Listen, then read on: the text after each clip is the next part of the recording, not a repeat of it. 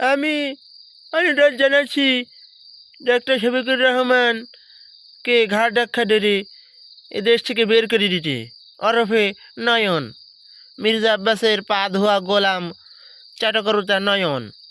এই, তোর কোন সাহসে তুই এইসব কথা বলিস?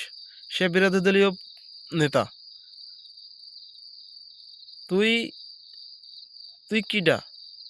এখন যদি বলা হয় ওই তারেক রহমানে খাম্বা তারেকের জুতো একটু ধুলো লেগেছে, নয়ন চেটে দিত, খুব সুন্দর করে চেটে দেবে, কারণ সে তো চাটুকারতা, তার জন্মই হয়েছে চাটুকারতার মধ্যে দিয়ে। তারে আজ থেকে 2 বছর আগে কেউ চিনত না।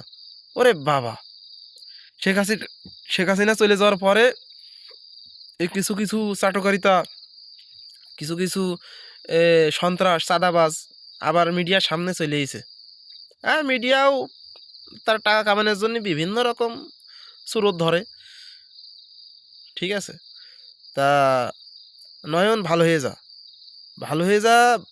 মানুষ হতে পয়সা লাগে না, এই জন্য কুকুর হইস নে। কুকুর হলি মানুষ কি করবে, সেই সেই সেই লাথি মারবে, চাটকি মারবে, উল্টে পড়ে যাবি। ঠিক আছে, ভালো হয়ে যা, তাতে সবাই ভালো বলবে।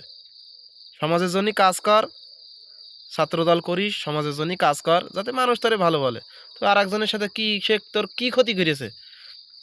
ও, মানে যে যেই দিন আদম আলাইসাল্লাম থেকে শুরু করে মোহাম্মদ সাল্লাহ সাল্লাম পর্যন্ত যেই দিন নিয়ে আসে, সেই দিন যদি আমরা কায়েম করতে যাই, সেইটাই তোমাদের পথে বাধা হয়ে যায়।